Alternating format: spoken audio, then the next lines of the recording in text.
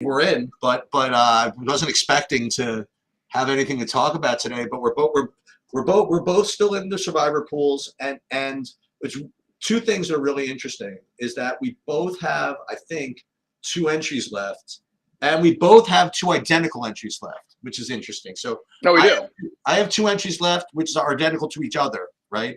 And you have two identical entries left, that are equal to each other, and we have nothing resembling each other's entries, which is awesome. You know, Yeah, so that's what I'm makes kind of this one fun. hoping Mhm. that we were setting ourselves up. This is called like this is called content gold. Like if like I think one of us is probably in good shape. I don't know exactly who it is.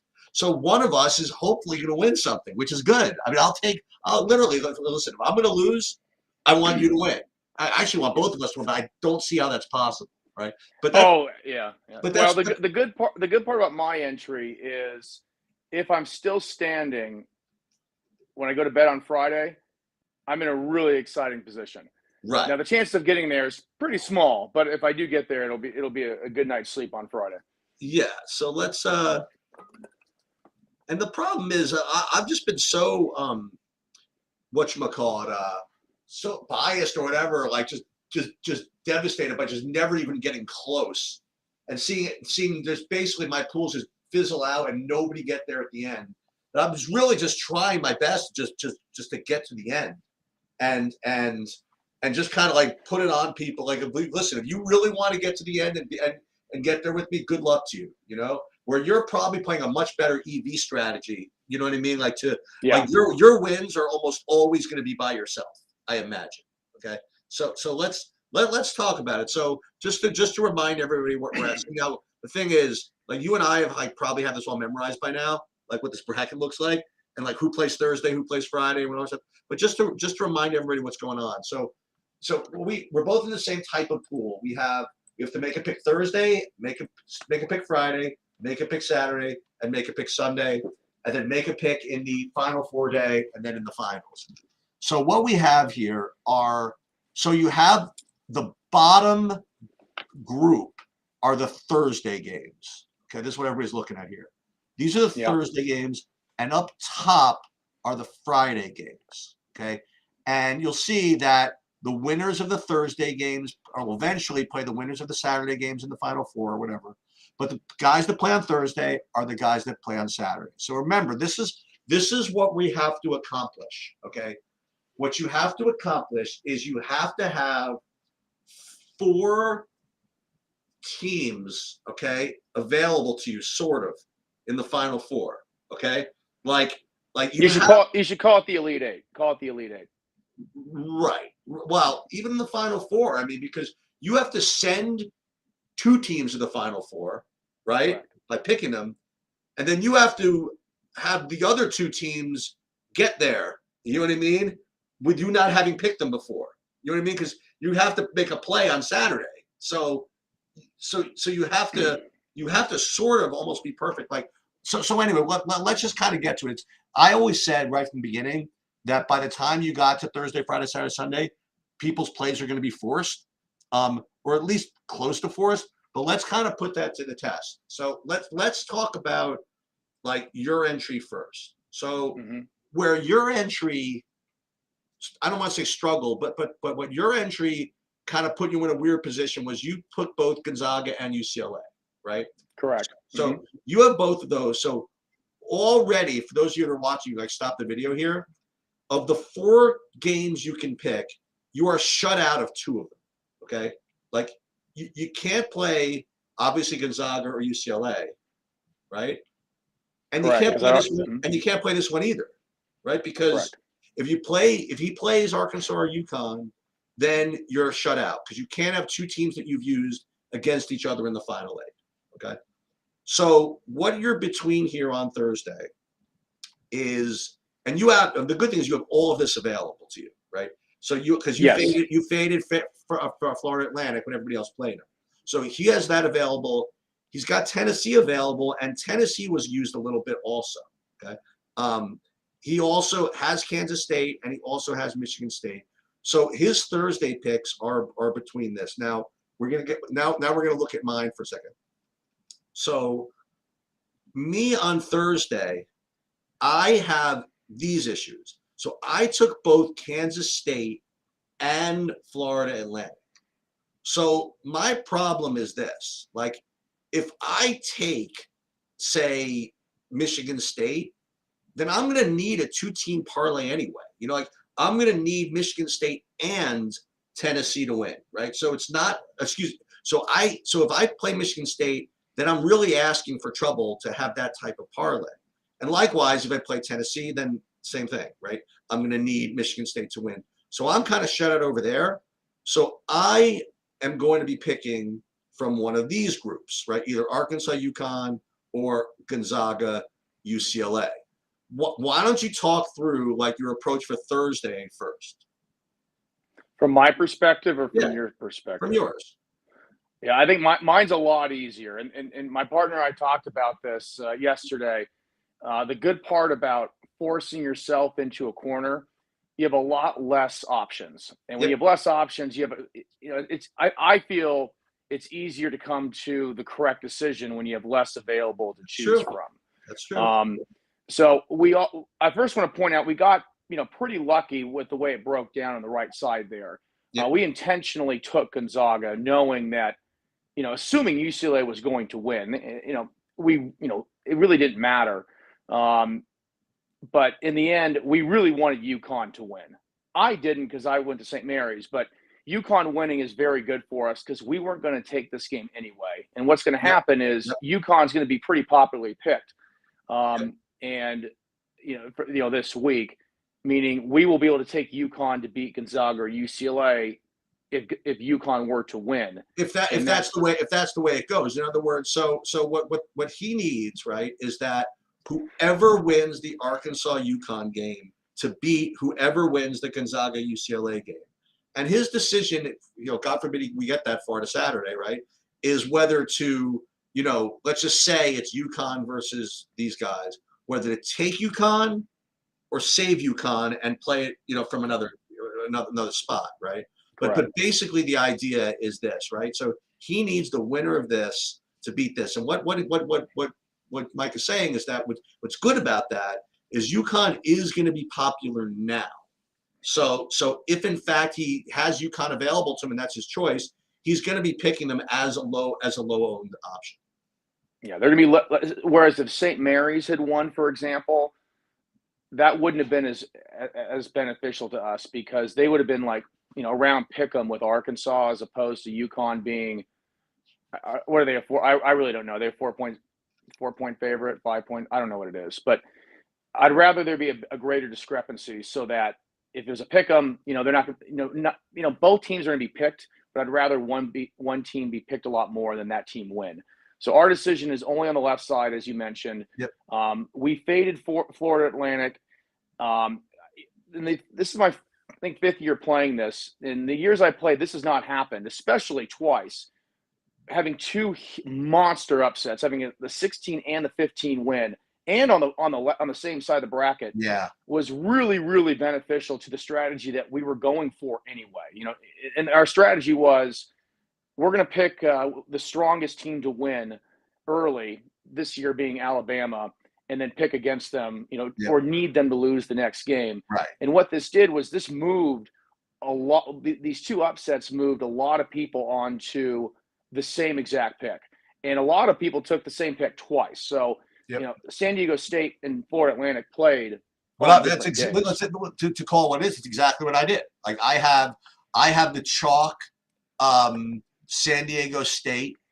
I played the chalk and I played the chalk Florida Atlantic. So this is who Mike has leverage over, people like me that played those 2 chalk teams. So our decision comes to we have a great decision. We really can't go wrong either way. We have all 4 of those teams to choose from. My initial lean is taking K-State. I believe they're +2. We talked about this in the regular Survivor pool. I believe it was week 7 when in Circa, my partner and I just went for it, and we weren't going to take one of the top 3 teams.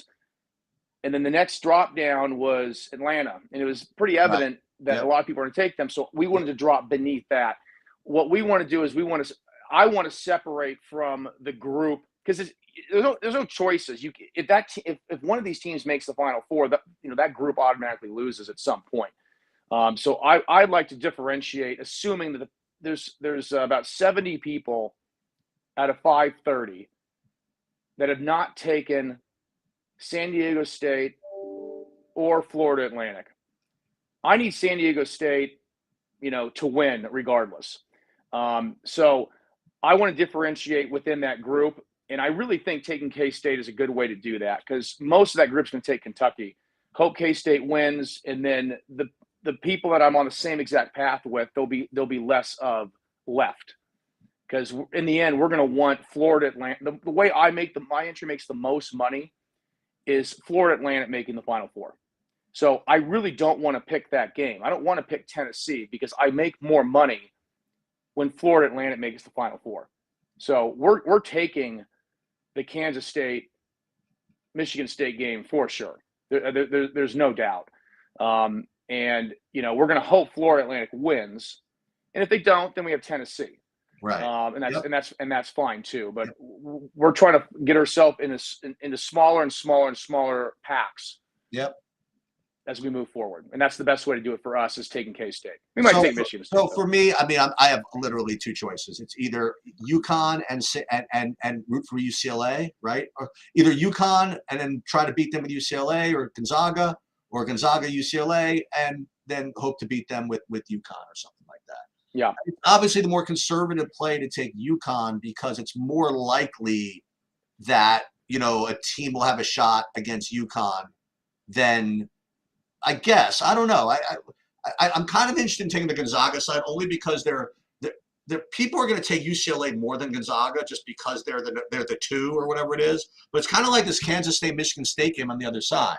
Like Michigan. I don't know who people are going to take over there. So I'm between Gonzaga, UCLA, and UConn. I'm probably just going to end up again. I'm just going to probably be chalky.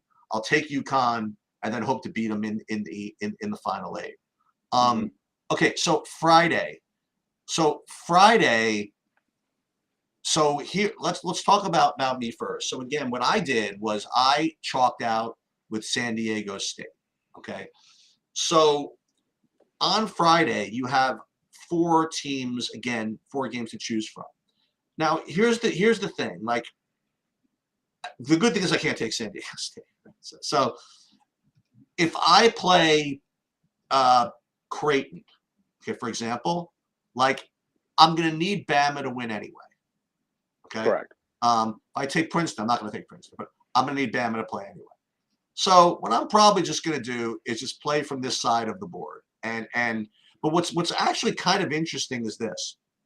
So I ran the numbers, and the choices for me is between that combination or Texas, right? So you say, we're play Texas and then root for Houston, and then Houston wins or not or whatever. But what's interesting is that if I play on the left side, and I play, say, Creighton, and then need Bama as well, if you look at the parlay odds, it's actually identical. The chances of Bama and Creighton winning to the chances of just Texas winning, which is kind of interesting. Yeah. However, what's different is that Creighton is going to be really popular. Okay, so what I'm probably going to do is I'm not going to go for the Creighton Bama parlay, even though it's the same like win odds as just Texas, because I do think that Creighton over. Listen, if you look at it, Creighton's a big favorite of Princeton. They have no chance in people's mind to win the next game, the next round. So I have to imagine Creighton's going to be really chalky. No, absolutely. I want to point out that, I mean, I'm listening to you, but a lot of this stuff, it's going over my head because there's a lot of different numbers and combining numbers and needing multiple results to happen. And this is why I really push for this route. And my partner and I talked about it last year, like, hey, next year, rather than, I mean, our heads were hurting thinking about this stuff. Let's just pick the ones and the twos. And then just take underdogs. This is so much less to think about. And then really, it's much harder to make the wrong decision the way that we're doing it once you lay out your strategy. Like, we can't get to a point and really make the wrong decision. There's a couple choices, but there's not like a disaster we can, there's not like a disastrous decision we can accidentally Well, I land mean, on. but Thursday you're not taking anybody particularly weird. I mean, you're taking Kansas No. State. I just mean I personally like less options, so I don't have to Right, think of all these different things, and that's just one right. way to That's play. true. That's true. And again, not one is. I have no idea. I'm completely field playing this one. Yeah. And Jesse's stepping in quite a bit, and reminding me of in the end, you need to have the final four where you pick two to get there, and the other two got there. Yep. And I know that's the right way, but what I want to talk about is, but we want to get there. We want to get there the right way too, the least amount of people. We don't know what the results of the games are going to be, so we should find a path. I feel we should find a path that is going to be a little bit more unique, so that when we get there, there's less to choose from. And there's two things that I'm eyeing as a possibility for Friday for one of my pools and for this weekend. The Friday one, I'm in one pool where the picks don't lock until the last game. Oh, God. Obviously, if you pick an earlier game, then you're locked in. Okay. But I've got the Friday lineup here, and this is really important for this particular pool. Let's in this hear it. pool, I've taken UCLA, Gonzaga, TCU, Alabama, and Gonzaga. Yeah. Okay. So Alabama is the first game on Friday, which is fantastic. We need San Diego State to win anyway. I mean, you don't need them to win. Yeah, I mean, if I've taken Alabama, I'm going to need San Diego State to win. No, you could have the winner of the Creighton game beat Bama in the Final 8. That's true, but what this sets up, if if Alabama loses, and then the next game's Miami-Houston. Yep.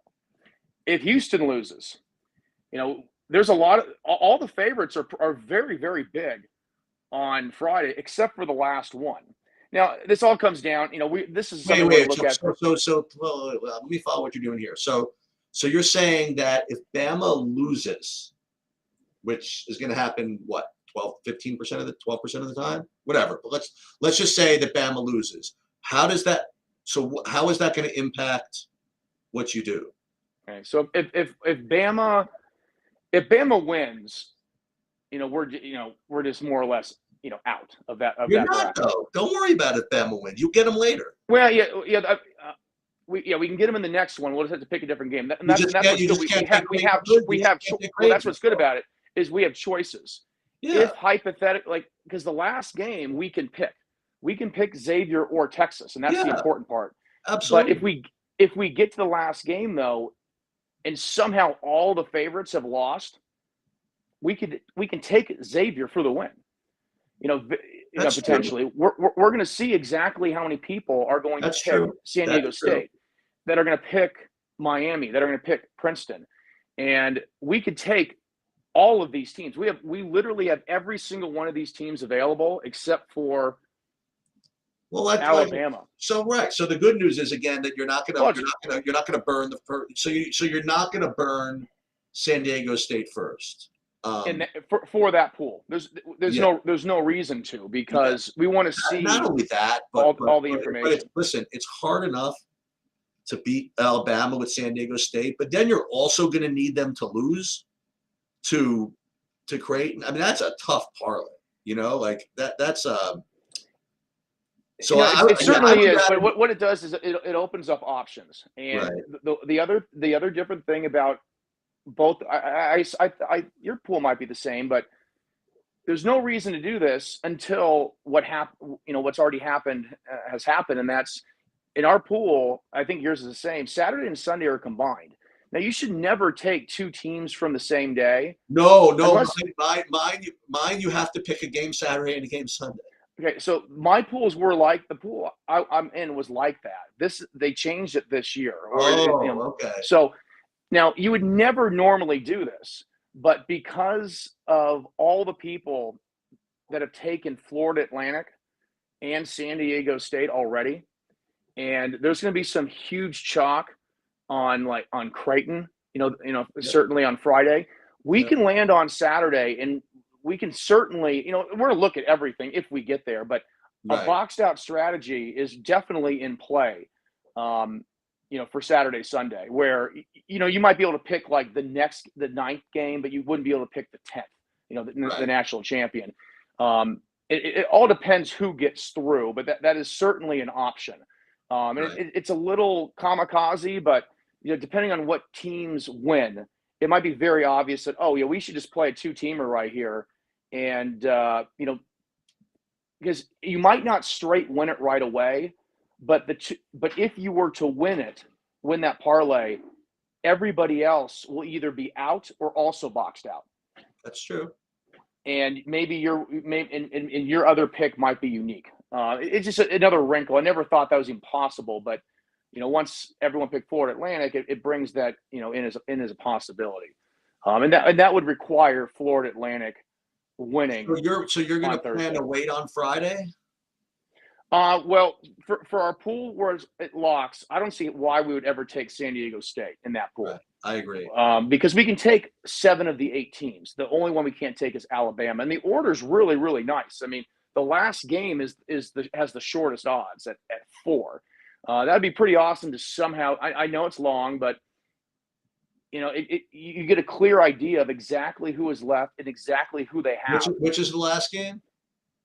Xavier, Texas. It starts 45 minutes after Princeton Creighton. Now, obviously, that game won't be over by the lock, but I don't know. Princeton was up by 20 or something over Missouri, and that game was over. Now, that probably won't happen, but in all likelihood, we'd probably take Texas if we waited. But there's that sliver of a chance that an opportunity opens up, and I just like to be prepared for it, so I see it. By seeing it, talk about it in advance. It's a small percentage, but if it opens up, you want to be aware of it, so you jump on it and take advantage of the situation that fell in front of you. Yeah, so I'm gonna be probably on Texas on Friday. I'll have my choice again. I'll have my choice of either. Obviously Houston, but I'm not doing that, right? So I mean, I'd rather play. I want to probably play Texas. Take a little bit less favorite now, so that I can beat them with Houston and just kind of win.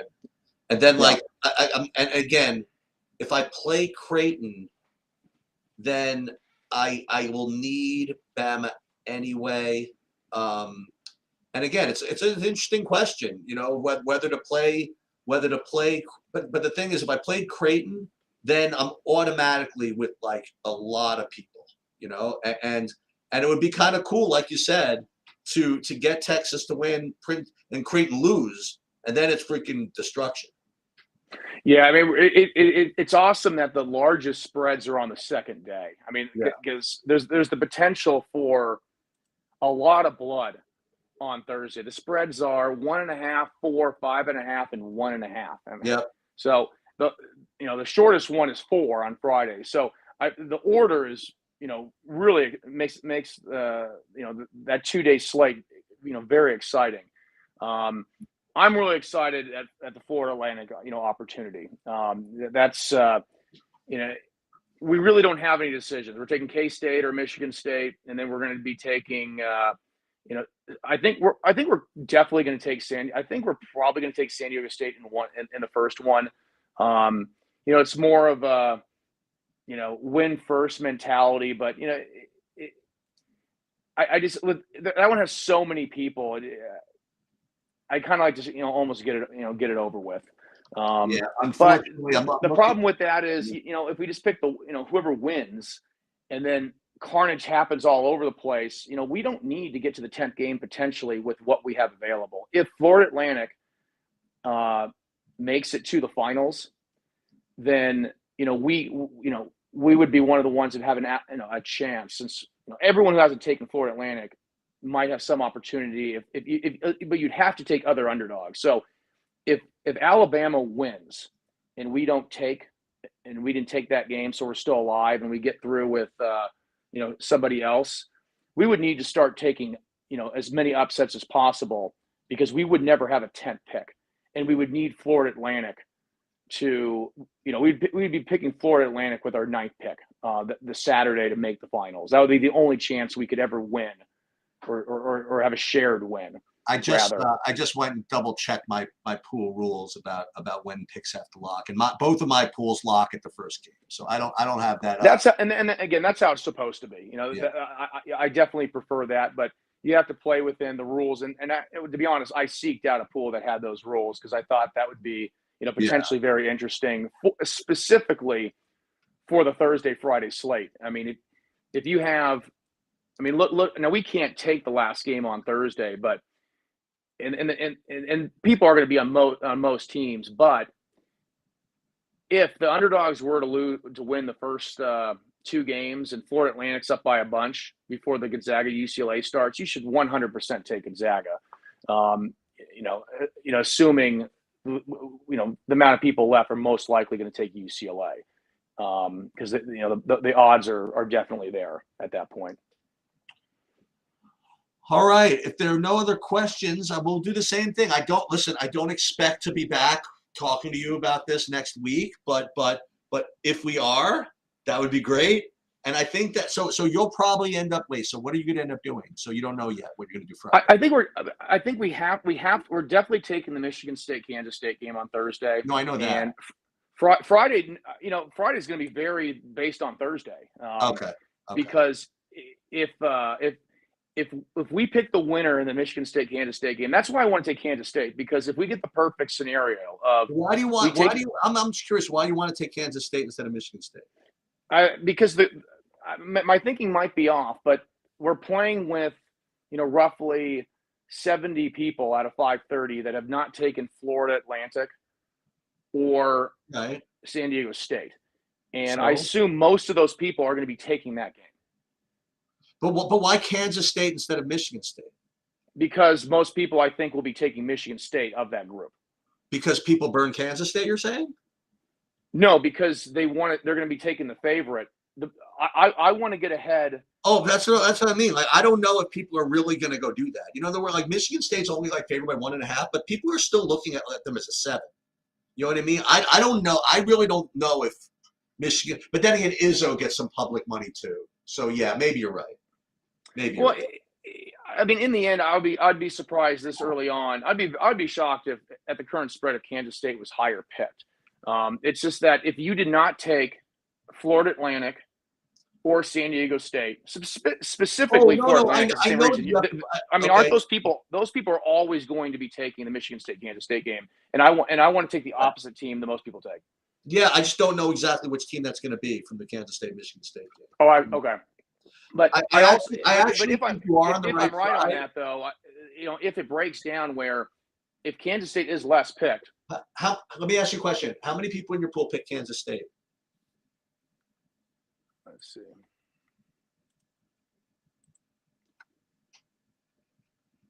$433 people out of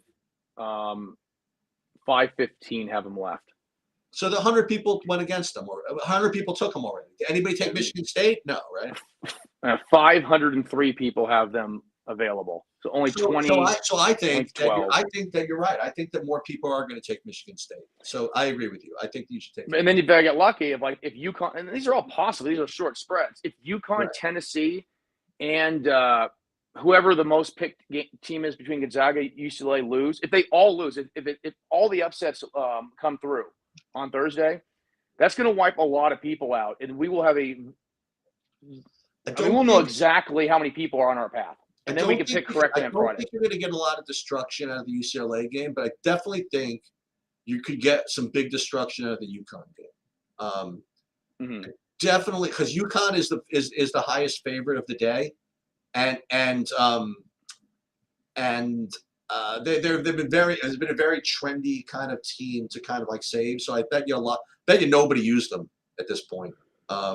Which team? I'm sorry. UConn. Yeah, not many people. All but 45 people have them left. So, but no one is taking Florida Atlantic. There's no. I might even go out and say 0 people pick them, because if you haven't used them, you really want them to keep winning. That's how you make the most money. Right. They're also the longest shot. So if no one takes Florida Atlantic, that means everyone's going to be on, mostly Tennessee, Yukon, People, and so people, those two. people, but people, if I'm not mistaken, I mean that I bet you a bunch of people in your pool took Tennessee already. Yeah, about a little less than 200. Yeah. So again, we think of it like NFL Survivor, right? As far as scarcity goes, I feel as though that in your pool, I think that even though Tennessee's, I imagine a little bit bigger favorite than UConn. I think that's the case. I think that I don't know. I think that I think UConn is going to end up being the most popular on Thursday. Well, that's great. I mean, I want UConn and Tennessee to be picked as much as possible. They will. Those two will be probably UConn more so because Tennessee has been burned. Yeah, because most people, almost everybody has UCLA or Gonzaga left. I mean, I didn't check to see how many people. Yeah, took people both. could pick some of that. No, but we took both. So right. What that means is everyone can just take UConn or Arkansas and they know they'd have one or the other. Between Gonzaga and UCLA. So I think no one's going to take Florida Atlantic. Some people will take Arkansas. Michigan State, K-State's going to be some type of split, and so will Gonzaga, UCLA. I mean, I think a lot of the people that picked UCLA will pick Gonzaga, and a lot of people that pick Gonzaga already will pick UCLA. And then you just get to keep. And then you just take Arkansas or UConn, because almost everyone that has one of those teams available, UCLA or Gonzaga, has not used Arkansas or UConn, and you're just going to hope that UConn wins. But worst case scenario, you still have Arkansas. So I think a lot of people are going to be on UCLA Gonzaga as well. The split's going to be based on who's used them the most, and that's going to be UCLA's been used more than Gonzaga, so Gonzaga is going to be higher picked than UCLA, I would think. So I'll check, and then they're going to hope UConn wins. So I'll check the Discord. I'm 99%, well, not 99% sure. I'm pretty freaking sure that I'm going to be on UConn Thursday. And I'm pretty damn sure that you're going to be on Kansas State or Michigan State. I don't know which one on Thursday. So we'll get through that one. And then Friday, like you said, it depends in part on what happens Friday. 100%. If there's tons of carnage, I'm doing a full breakdown. If there's full carnage, maybe we should do a video on Saturday beforehand, because zero chance I'm doing that. I'm away this weekend for my anniversary. Okay. But happy anniversary. And here's actually kind of a funny story. So it doesn't work out this weekend, but this will be the last story. So, when I met my wife, okay, it was 1994, and the Final Four is like freaking. I've never missed a Final Four like ever, right? So I'm in the city. This other girl, friend of mine, has been begging me to go out with her, like not with her, but to meet up for drinks and stuff for forever. And I don't really like to go to bars or clubs or anything like that. But she kept on bothering me.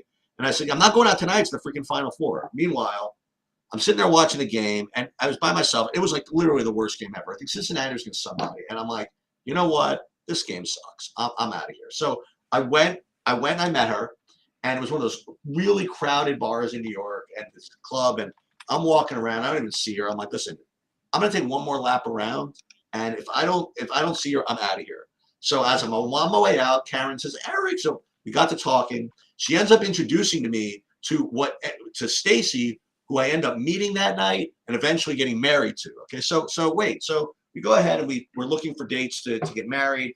This is now in 1996, and we're not thinking about these things. We don't want to do the summer. We don't want to do the winter. Let's do the spring. And she comes up with a date. My wife, listen, whatever she wants is fine. We come up with a date. And it turns out it's the Saturday of the Final Four. And that was when Syracuse was against Kentucky and Syracuse against Mississippi State. Kentucky was against, I think, UMass, I think. Anyway, I thought it was kind of funny, right, that the Final Four was on my wedding night, right? I would listen to a little bit in the radio, inside the rabbi room, whatever. But what was kind of like a cute little story to tell became the reality that every single year for the rest of my life, I probably wouldn't be able to watch the Final Four. because my anniversary would fall on the weekend of the Final Four. So I didn't think about that. So it's a kind of a big joke. I almost never get to watch the Final Four. And sometimes we go away, but whatever it is, I'm never really like in tune for the Final Four. This year I'm gonna make you. I'm not gonna top. I'm not trying to top you, but I got to tell my story now. Yep. Because I did the opposite. I always look ahead, and when we planned our wedding, it was gonna be nowhere near. I mean, I was never gonna miss that Final Four. I went to Kansas too. I mean, there's no way. We got married on April 14th. And that was the year Kansas lost to Kentucky in the finals. And the next day we flew to LA for our wedding week. But I have one story about a friend, his now wife. She sends me a text message. This is a number of years, I don't know, maybe 6 years ago. About 6 years ago. And she says, Michael, is it okay if Eric and I get married on Final Four Saturday? And I said, Sade, absolutely. Sure, as long as I'm not you. As long as you I told her absolutely not. She's like, well, this is ridiculous. I mean, Eric said the same thing, and he said to ask you what you thought. We're going to go with what you thought. But this is like my favorite venue, and this is the only opening in the next year. And I'm like, Sade, why do you think that's the case? No one's going to do that, because if Kansas makes the Final Four, I was in the wedding. I will be there. But I'm going to be a little bit annoyed if I'm missing the Kansas game. And I had a friend that missed the 2008 Final Four because his friend got married on that Saturday, and I still give him razz him a little bit for that. So our anniversary is the week after for the same reason. I did not want to ever miss the Final Four. Well, good luck, everybody, and we'll be in touch over the next couple of days. Bye-bye. Thank you.